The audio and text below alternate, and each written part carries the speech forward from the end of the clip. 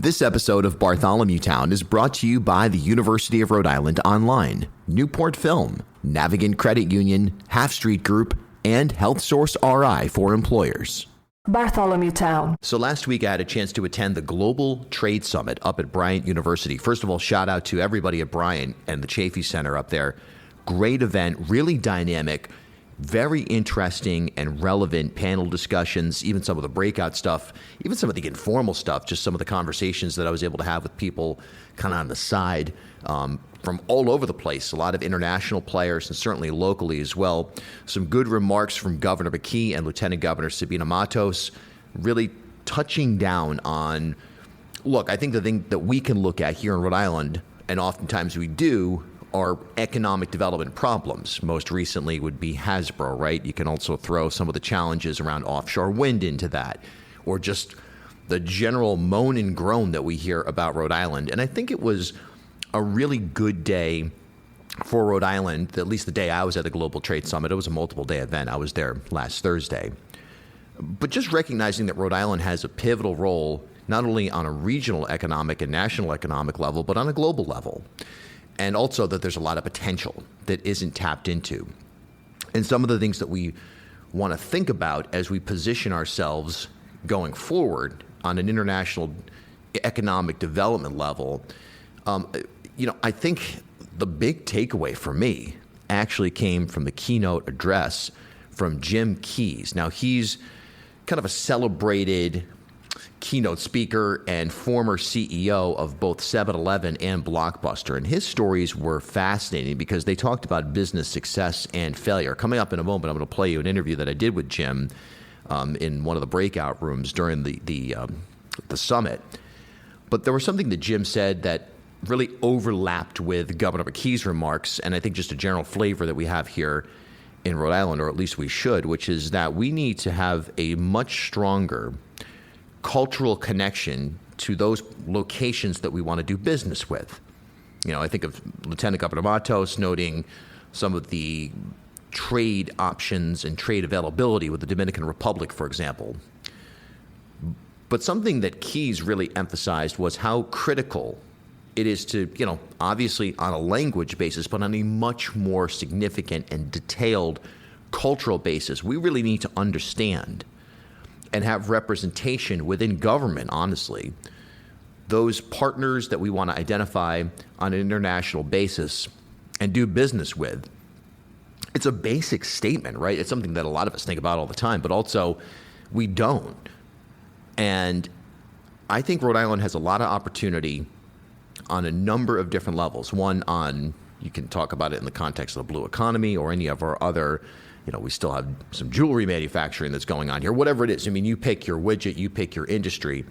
We have a lot of opportunity to develop much stronger relationships with other countries. And touching on something that McKee said, he noted that Rhode Island isn't an island, and obviously that's true, but it's also true that we ought not think of ourselves as an island. I feel like sometimes we think of ourselves as an island when it comes to Massachusetts and Connecticut, never mind the rest of the world. So that Global Trade Summit theme, if you will, that was resonating for me anyway, was connection. Very baseline, right? Hardly something that you've never heard before, never thought about before. At the same time, an essential and fundamental conversation that at least I was having with myself inside of my head and was having with some of the people that I was meeting up there at Bryant University. By the way, Bryant is doing a great job. I'm not going to tell you that I spent a ton of time at Bryant growing up in Rhode Island. I would go to some events up there and things like that, but really great field. Some of the kids that were around, there's a good energy up at Bryant. And you really understand, by the way, when you're at Bryant in an event like this, that they're the business school, right? So if you want to do business, you go to Bryant in this area. And boy, did they do a great job with this Global Trade Summit. Great event. The next day, last Friday, I know there was a panel with the congressional delegation. A lot of things I would have liked to have seen. Regent Craft, okay, they're up there. We're going to try to sit down with the folks over at Regent fairly soon. They're making, the easiest way to describe what Regent's doing is gliders. And there's some talk that they're going to be able to get people, at least in theory, from Point Judith to Block Island in 10 minutes. So that's a Rhode Island business that's happening. And the governor talked about as well some of the other entrepreneurs and ideas that they're trying to attract and retain here in the state. So good stuff. Kudos to Bryant. Definitely something I'd recommend if you're interested in international business, international relations, trade, economic development, all that stuff.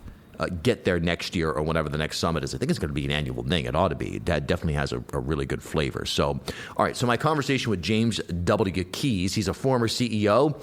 7-Eleven served as the president and CEO there from 2000 to 2005 and implemented a lot of new technology in the retail system, helped oversee a significant expansion of the company.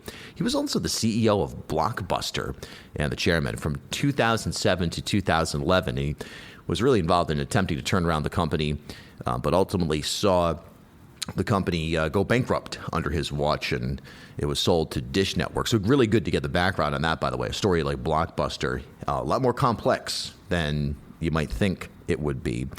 Really interesting character. He's an author. He writes music. He's an aircraft pilot. A lot of athletic pursuits. Just a really interesting guy. So this is Jim Keyes and I up at Bryant University last week at the Global Trade Summit. Really interesting keynote today, and I think it was extraordinarily timely. Look, we've seen the breaking news is we've seen economic growth in the United States today. At the same time, I refer to something that Governor McKee said in his remarks. Rhode Island's not an island. That's true geographically. Of course, it's also true from an economic development standpoint. But more than ever before, it seems right now, the United States is an island. How do you take your message in a moment where it seems like politically, culturally, and economically, the U.S. is becoming more and more isolated? Well, I think this will take care of itself over time, and here's how. We're going through a phase, and that phase, I think, is a reaction to such an exponential pace of change that's been happening all over the world. Change creates fear and uncertainty, and people react as humans negatively to uncertainty. And we're going through that uncertainty now. Gee, maybe we better build a giant wall around the whole country and pull everything in, et cetera, et cetera. But here's the reality. The reality is technology is not going to be put back in the bottle. We're not going to put that genie back in the bottle and say, well, technology is going to go away. It's shrinking the world at an exponential pace. AI is only going to accelerate that. So what happens with technology? With technology, the world is brought closer in. Our differences are less important. Our commonality, the things that we share, are far more important and can be brought out through technology. Small example, Apple's about to release a next earbud that will do simultaneous translation. Just think about the impact of that on the cultural differences that we experience every day when we see someone who is from a different country or a different culture. So I think that the future is bright, ironically, because of the very thing that's causing a lot of this disruption right now and fear. I think that technology will help us overcome that fear over time, and we will be a global world once again. Yeah, it's interesting. It's like fast forward 25 years from Thomas Friedman, the world is flat, and that perspective on globalization. And now we have this period of immense disruption, social atomization, movements all, whether it's the Arab Spring or various popular uprisings in South America, what we're seeing here in the U.S., it's a totally different world than it was in 2000, and yet the correction course may be going back 25 years now with the introduction of new technologies to say we're actually going to be operating on an equal playing field unlike anything we've ever seen before. Is that a fair takeaway? Exactly. And I think, there's another element to this, and I have to say this carefully because people could be offended by the idea that what triggers a lot of this is ignorance, frankly. Ignorance stems from or leads to fear, and fear leads to anger, and anger leads to hatred. And this cycle of ignorance we're caught up in today, largely because of the pace of change, because it's scaring people, frankly. The antidote to that is that the new technologies that are emerging today, AI tutors, for example, can be provided to a child in the right context with a tablet, for example. Malawi, a country, in Malawi, they are giving tablets with an AI tutor to every child in the country because they are committed to 100% literacy, believing that will change the course of that trajectory of that child's life. Why aren't we doing that here in America? So bottom line is, we will, I believe in the next 20 years, if you take the power of Starlink to light up the four corners of the world, the power of educational technology tools, the power of AI tutor capabilities that can overcome any kind of learning disability, I think we will elevate human learning at an exponential pace, maybe not as fast as machine learning will teach other machines, but we will elevate human learning at a rate we've never seen across the globe. That, I believe, is the answer ultimately to eliminating the fear and replacing it with hope and opportunity. Bartholomew Town. Are you ready to take the next step in your career? URI Online offers business and leadership-focused programs designed to fit your life. Whether your goal is to advance in your career in fields like public administration, supply chain management, or training and development, their online programs provide the flexibility you need with the high-quality education you deserve. Learn more from experienced faculty and collaborate with a network of professionals, all from the comfort of your home or wherever life takes you. Visit uri.edu/online to explore programs and start building your future today. URI Online. Learn anywhere with us. As Rhode Island's first ever member-owned credit union, Navigant Credit Union has been a staple in the local business community for more than 108 years. Today, Navigant is a $3.4 billion institution serving more than 136,000 members across 25 physical branch locations. But since its founding in 1915, the mission has never changed. Navigant Credit Union's team of financial professionals have remained committed to improving the financial well-being of the families, businesses, and communities they serve across Rhode Island. Learn more at navigantcu.org. At HealthSource RI for Employers, we provide access to health insurance to more than 1,200 local businesses and nonprofits, and 96% of them renew through us every year. Maybe it's our choice of 19 different health plans, our more than 10 years of customizing solutions, or our one local team of dedicated experts helping employers find quality health and dental insurance. See how our numbers stack up for you. Learn more at healthsourceri.com/employers. We're brought to you in part by Newport Film. Make sure you check out their indoor film screening series by visiting newportfilm.com. Half Street Group brings a new generation's perspective to leadership communications, strategic public relations, and digital marketing. Half Street helps organizations and leaders take control of their own stories and manage their reputations.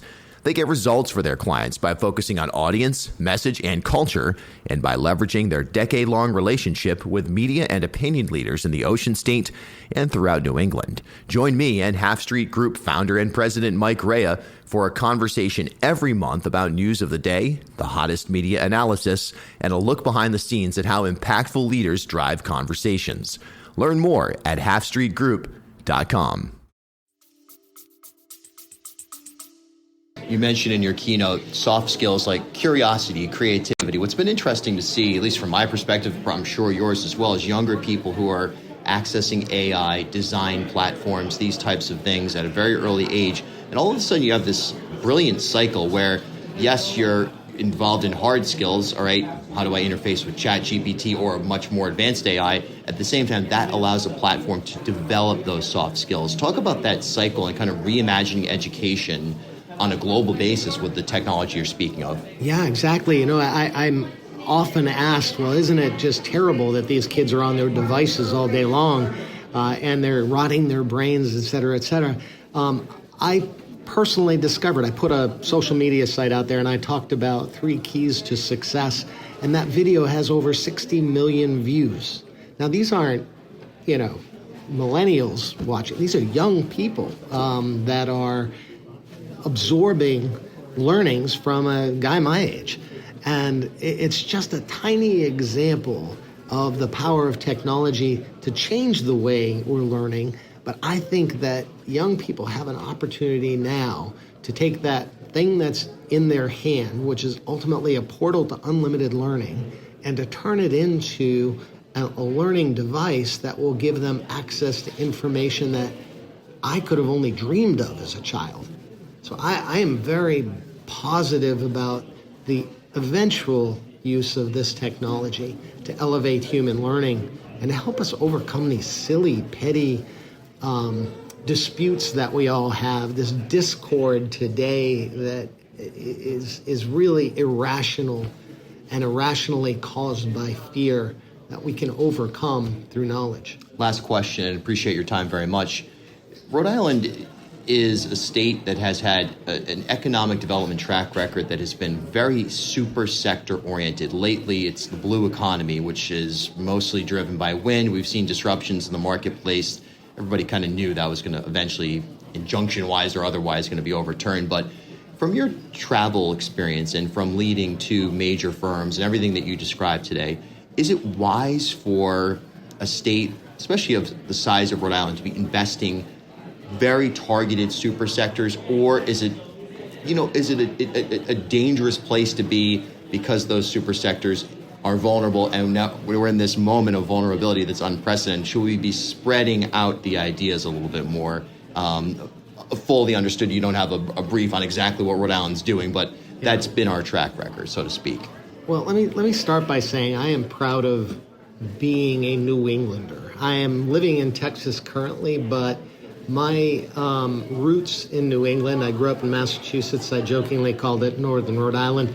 But our commitment here in New England to public education is what gave me the launch. It propelled my career because of access to public education. We heard Governor McKee talk about doubling down on education. Now, how does that translate? I think the commitment and re-emphasis on education in Rhode Island will help to propel Rhode Island into the future in those opportunities. Now, I can't speak to what sectors are right to invest in, but I see Rhode Island looking to the future, not being afraid of the future, but embracing a global world and a world driven by technology. So to me, that speaks well for the future of Rhode Island and the future of New England. Thanks for a great talk today. Appreciate this. Thank you, Bill. At HealthSource RI for Employers, we provide access to health insurance to more than 1,200 local businesses and nonprofits, and 96% of them renew through us every year. Maybe it's our choice of 19 different health plans, our more than 10 years of customizing solutions, or our one local team of dedicated experts helping employers find quality health and dental insurance. See how our numbers stack up for you. Learn more at healthsourceri.com/employers.